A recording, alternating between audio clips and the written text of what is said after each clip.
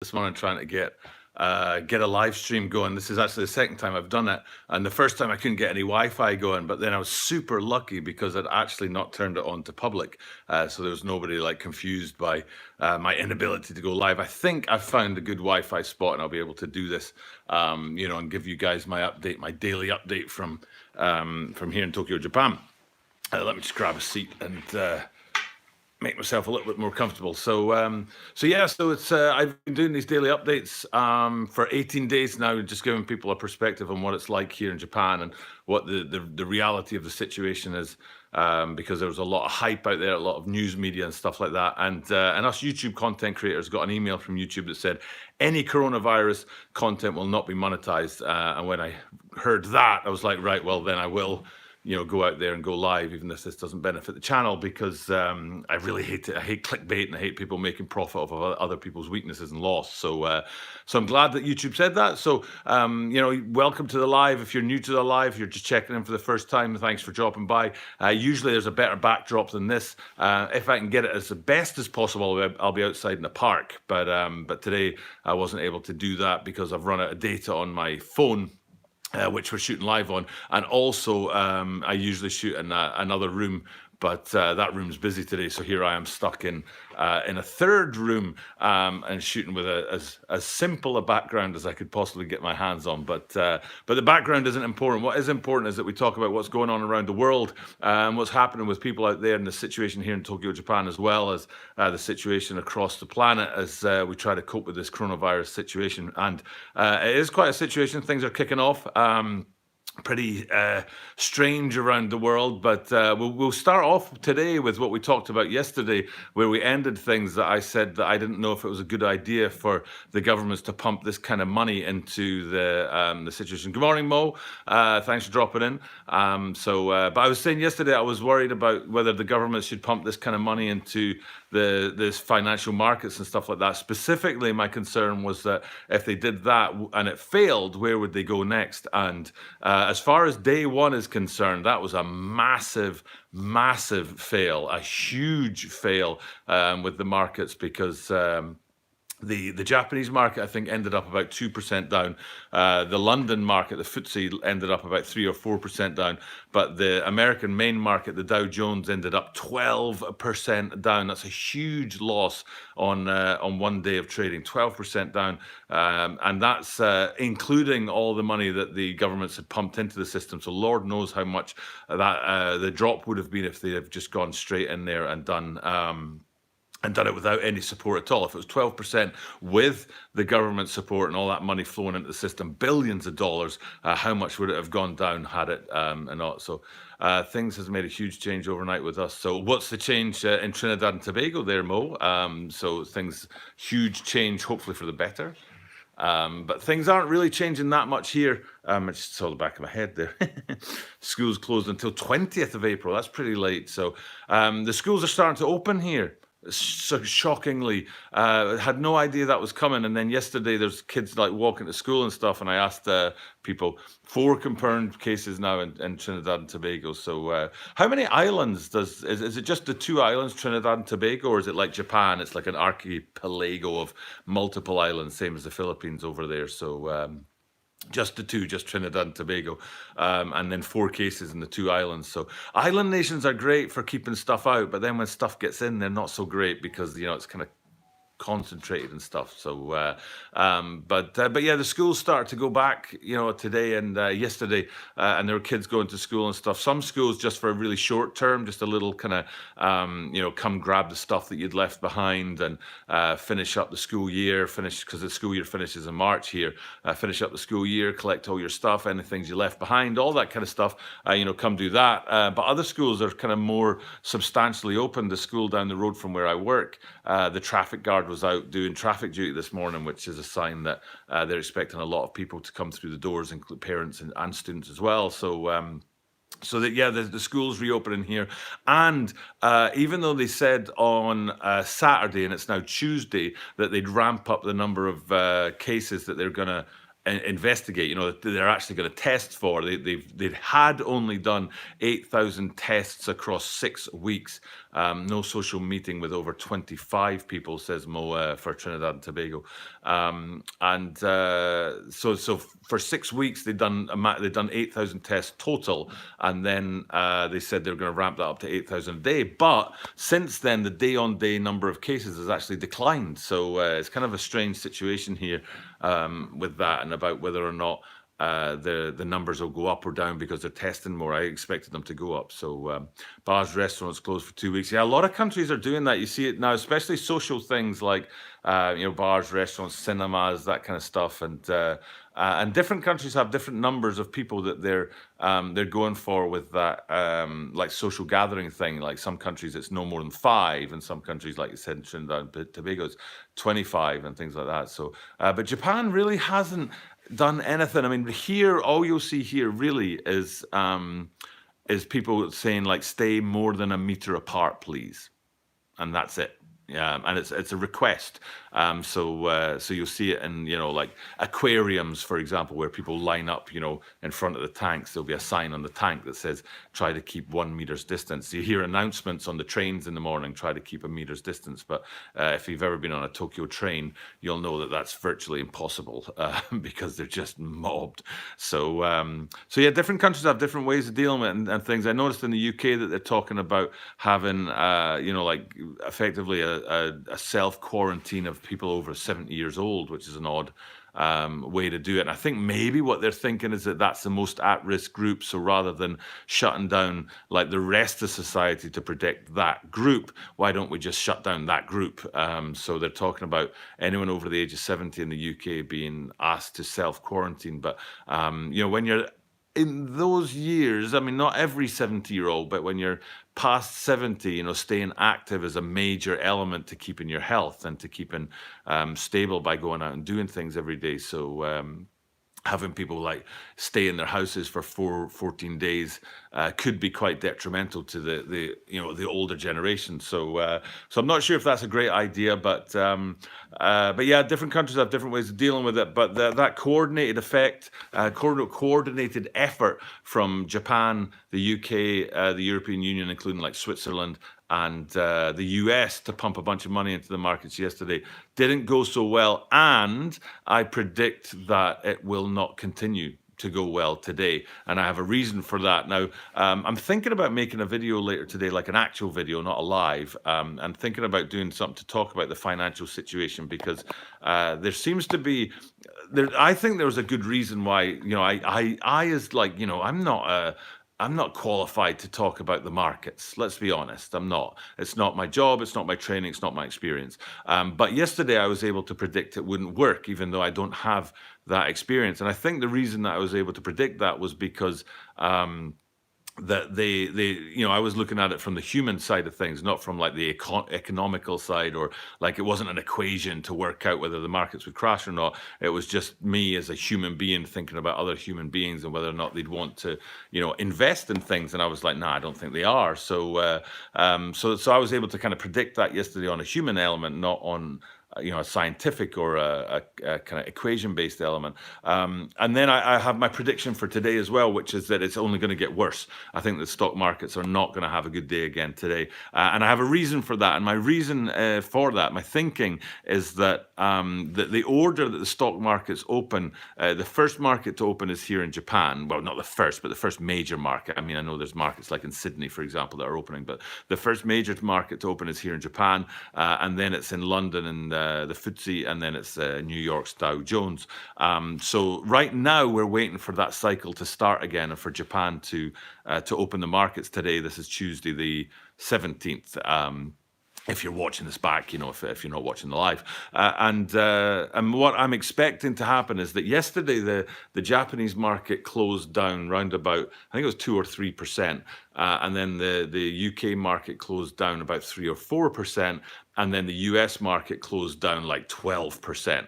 So my expectation is that the Japanese market is going to follow that trend and also plummet like 7 or 8 points today, and then the UK market will do the same, and that pattern will then feed again into the US market. So just purely because of the order that the market's opening, and because that yesterday the Japanese and the UK markets finished not so low, and then the American market finished very low. I'm expecting the Japanese market to open low today. So we'll see if that comes true, see if that happens.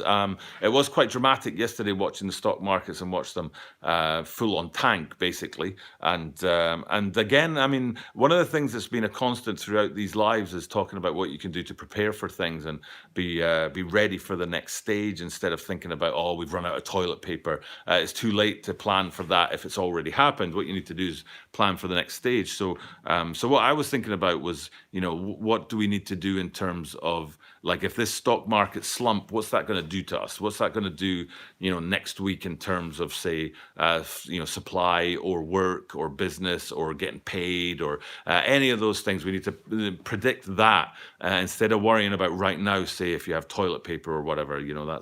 That ship's already sailed, I'm afraid, folks. But as far as this stock market situation goes, with it kind of tanking really hard, it wouldn't surprise me if there's a knock-on effect to that, and trying to predict that knock-on effect for daily life is what we need to try and do and try and work out. Right, is this going to cause a spike in oil prices and we're going to run out of petrol? Or, is this going to have a real massive hit on the ability to get fresh food? So we need to sort of, make sure that we've got enough like long-term vegetables in the house, like say potatoes, which you can keep for quite a long time against something less, like bananas, so for sure it's going to seriously hurt our economy. Especially, I would imagine Trinidad and Tobago relies on tourism a little bit. I don't know how much. My mum lives in Spain, and Mo Gaines, who was just in the chat right now, has actually met my mum online, and Mo's in Trinidad and Tobago, and I'm here in Japan, so it's kind of a cool little connection. But my mum's in Spain, and she said that the Spanish economy relies very heavily on tourism, and they're going to take a huge hit. We're just starting to move into that tourism season as the weather starts to warm up in the northern hemisphere, and it's into March, moving into April, and people will start to book their holidays and things like that. So, and she said that it's the little businesses that are going to be hurt the most. She knows a guy and his wife who run a small little cafe that has like three tables inside, 4 tables outside on the street, and they're just they're closed and no customers every day. And a business like that will not be able to maintain for a very long time. They're going to struggle really hard to maintain for more than a couple of weeks without consistent customers coming through the door. Now, bigger things like the big businesses, like I'm thinking of, chains and things like that, like Walmart or whatever. They'll have it built in. They'll have a plan, and they'll have a big stock of cash to lean on when things go bad. So I said it yesterday in the live, and I'll say it again today, is buy local. You guys need to be out there buying local and buying from the small shops, even if it costs you a little bit more. That money will then pump back round again into your local economy. So buy local, because they're the people who are going to be hurt the most by this, the small ones. I mean, of course, like big business want you to buy big business and still keep their share prices or their profit margins or their projections and all that going. But the reality is that even if their profits drop a little bit, good morning, the son of some man. No way. Whoa, New York in the house. I'm so happy. The son of some man, guess who's here? Guess who's in the chat? And I wonder if he's about to say hi. And I'll leave him to say hi so you can catch up with him when he's in the chat. The son of some man's greatest guy in the world. There you go. Mo Gaines, meet the son of some man, like as if you guys need to be introduced to each other. Mo says oil and natural is our main source of income. Oh, okay. So 7:49 p.m. On the east coast of America. My brother, says Mo to the son of some man, and no way, right? How cool is this, man? So that's New York, Trinidad and Tobago, and Tokyo kind of hooking it up. We're supposed to be talking about the coronavirus, but you know where this is going now, right? This conversation is going one way and one way only. So, but we're just talking, the son of some man, we were just talking about this crash in the financial markets and what that's going to do to people around the world, and talking about buying local, buying things. So it's cool, eh? It's really cool to see people in these things. So and it's a good time to go live. It's not so great for the UK to go live right now because the UK is just around about midnight. So we're missing that kind of the UK vibe. But I was trying to do these lives at 7 o'clock in the morning, which would have been great for catching it. So man, it's a family, man. It's great. Just, I mean, Ed, Mo, me, we've almost got the old crew back together. So Synchronic 7:10 to midnight here. So yeah, that's the UK, I think, right? So it's almost midnight there, and so I'm barely catching the UK crowd. So, but like I said, I'm expecting the stock market here in Japan. It'll be the first major one to open after yesterday's big drops. Synchronic says, yeah, he's in the UK. The big drops that in Scotland, which is still part of the UK for now. So although it wouldn't surprise me if Scotland's gearing up for something, but getting out of control it is. And New York City, man, like the New York City seems to be holding it together fairly well. There was a guy in Utah that was on the chat the other day, and he was saying that they're stockpiling absolutely everything in Utah, like fresh fruit and vegetables, milk. Some guy bought 50 gallons of milk. What are you going to do with 50 gallons of milk? It's going to last 2 or 3 days, and then it's going to perish. So, but they're also stockpiling ammunition.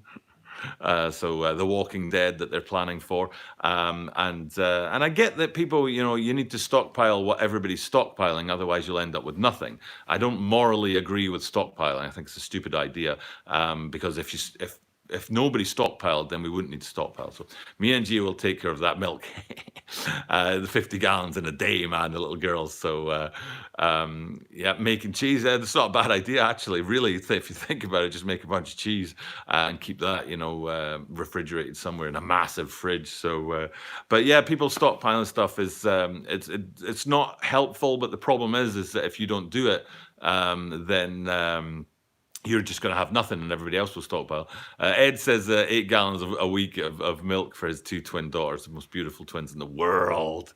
And my girl's now 2.5 years old, so I'm guessing that Mia and Gia are probably about 2. I think they were just a couple of months around about the same time. Actually, was it around about the same time, or are they older?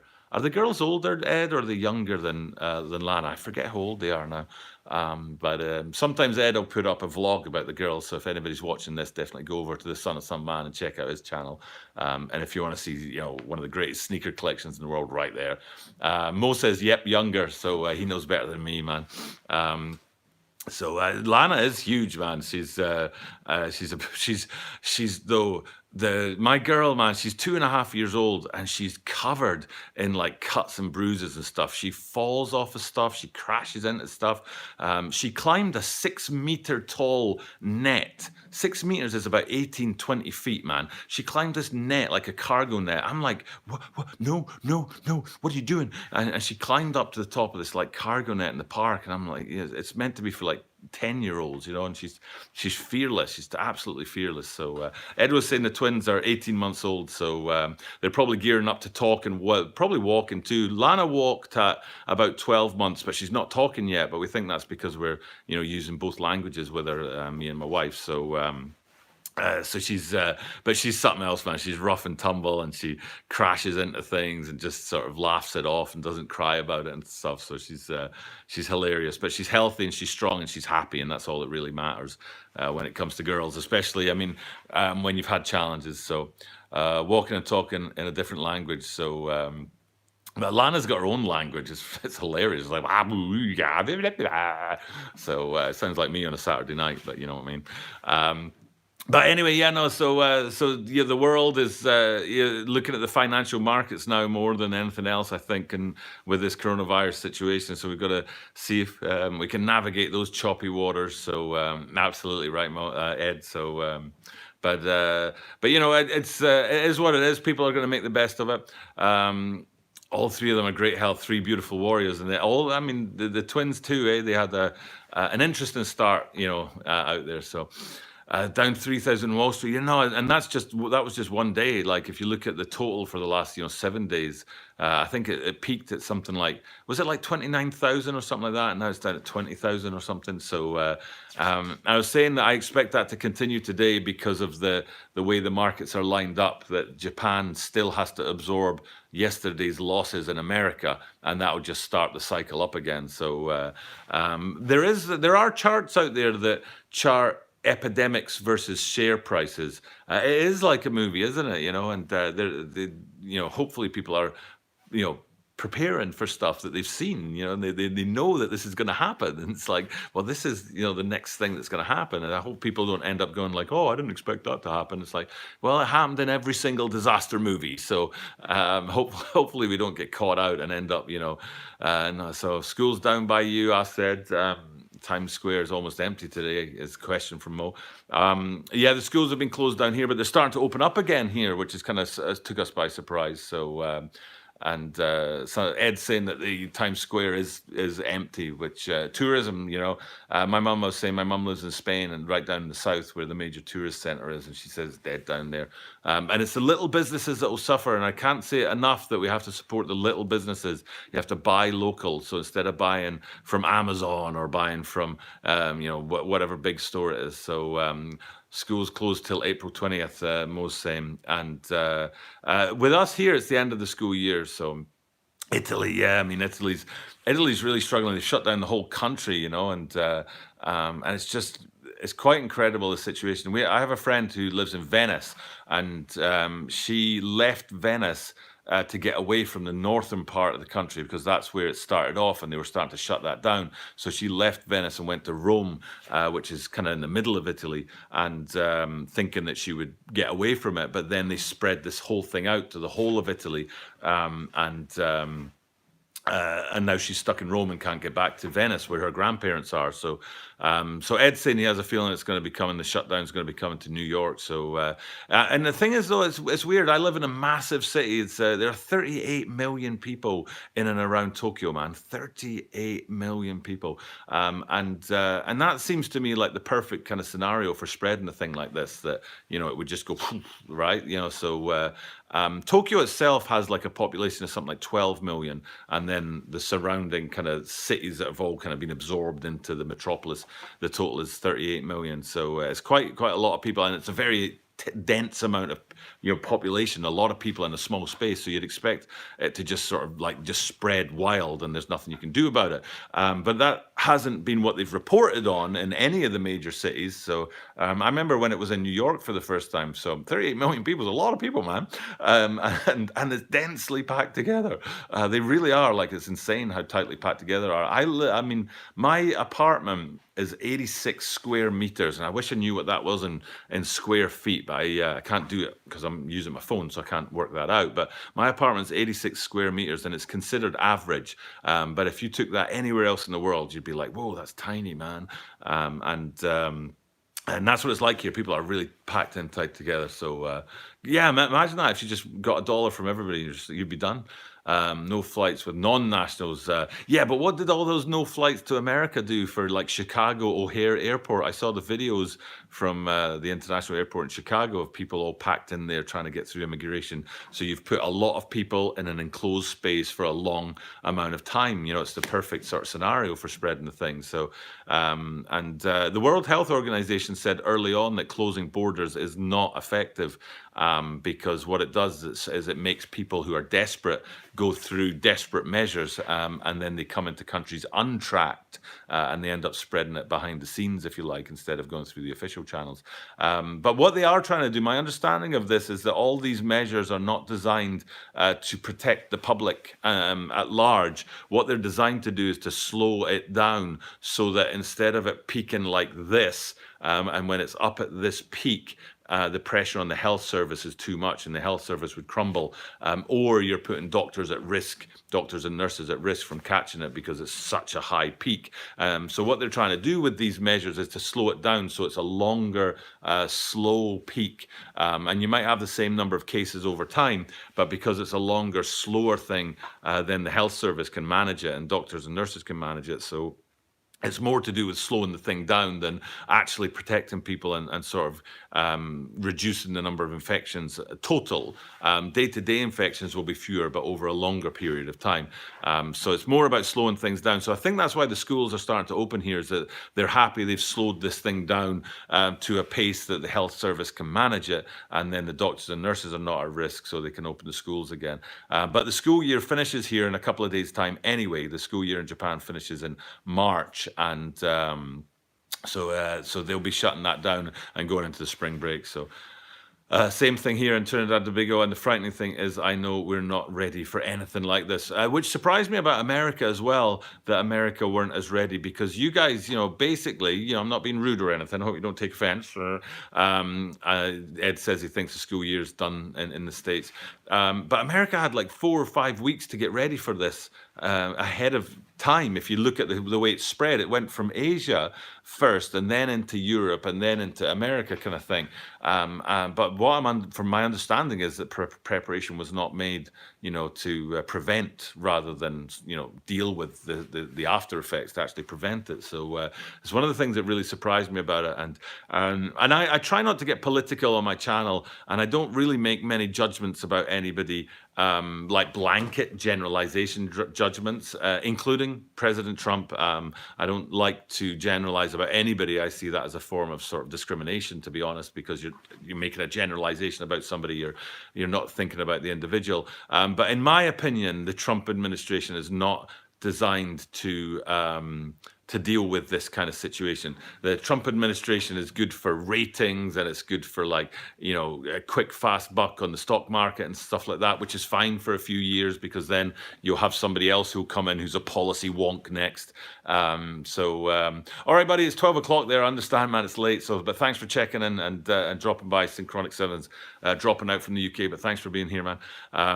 But yeah, the Trump administration is not designed to deal with what needs to be an organized, structured kind of routine-based solution to this, and that's just a fact. That's not a judgment on, like I'm not bashing Trump or the Trump administration. I'm just saying that's the weakness, is that what you have in gain over here, you have in loss over there. So.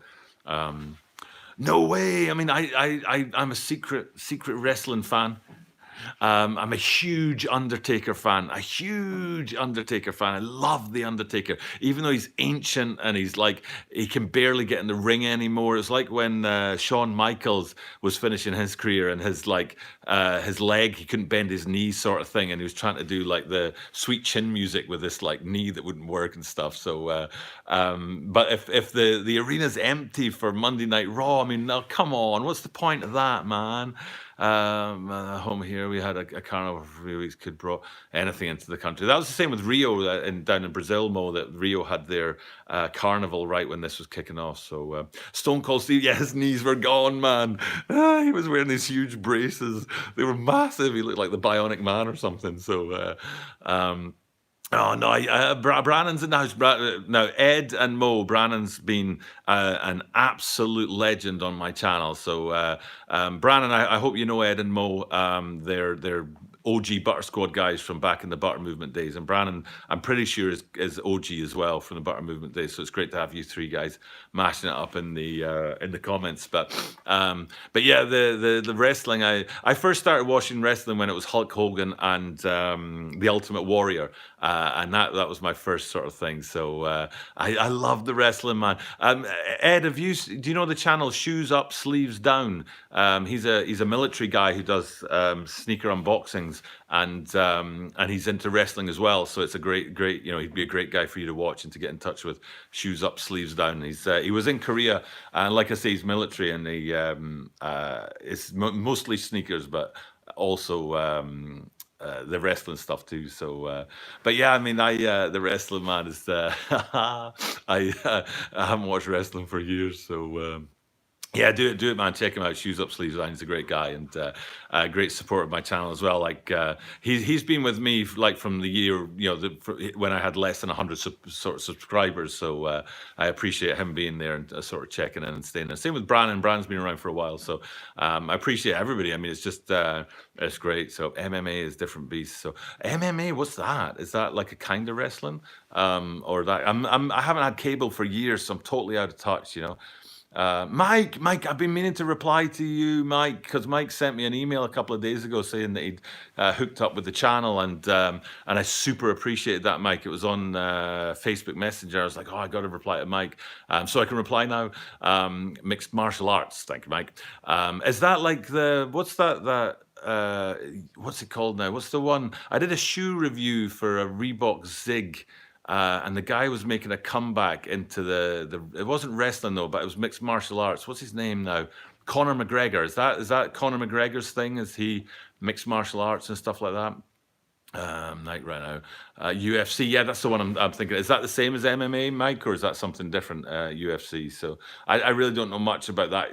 I'm not hugely into. Thanks, Mo. Mike's here in Japan with me, Mo and Ed and Brannon. So Mike's been one of my oldest friends in Japan for a long, long time. I mean, we went to see Madness together in concert, so that's that. If anybody knows anything about ancient British music, then you'll understand how long we've known each other. So, but yeah, this just Mike joined us in the chat when Mo there, Mike. That's Mo saying hi. He's in Trinidad and Tobago, so he's one of the OG guys. He's been with us for ages. So. He's a great man, Mo, legend. So, but yeah, it's great to have people in the chat and checking it out, guys, and thrashing it up about the wrestling, because I'd love to talk about the wrestling. But I'm gonna have to go show you guys the little clock here. It is now 9:07 in the morning, and I need to get off and actually do some work. I'm at work, but my boss is going to be wondering where the heck I am, because I'm in one of the rooms that's not being used right now, piggybacking on the Wi-Fi. So I better go over and find out why. It's not as if I can say the trains were late or something. And he's like, but you were just on YouTube. So I might be in a little bit of trouble. But since the whole countries are shutting down, I think me being 5 minutes late to get to my desk isn't a bad thing, is it? Yeah, no, I will do, Ed, man. You too, Gia and Mia, man. I love it to see those guys in the vlogs and stuff, and they look like they're just super, super genki, big, beautiful eyes, and that. They have pretty curly hair too, right? And Lana too is getting curly hair too, so it's great. It's a lot of fun having these girls running rings around me. So I'm an absolute she's the apple of my eye. So thanks, Mike. I really appreciate it. Seriously, I do appreciate like scratching together subscribers for this funny little thing. So but thanks for dropping in, and you too, Mo, thanks for dropping in. I hope you guys are all safe and stuff like that, and that it's going well. Hopefully my prediction that the market will continue to go down today will actually be false, and they'll find a way to avoid it. But I don't see it. I don't see how the Dow Jones can be down 12 points and then the Japanese market be the next one to open and it doesn't follow suit, because yesterday the Japanese market was only down like 3 points. So everybody stay safe, stay healthy. It was great it felt like an OG Butter Squad today, guys, having Ed in New York and Mo in Trinidad and Tobago and Brannon in the house and Mike dropping by and slipping in and mashing it up a bit about the wrestling as well. But you guys stay safe, be good, and I will be back tomorrow morning for another live, and then I'll be back in the evenings as well for that sneaker content. So check it out, guys, but thanks for dropping by. Speak to you all soon.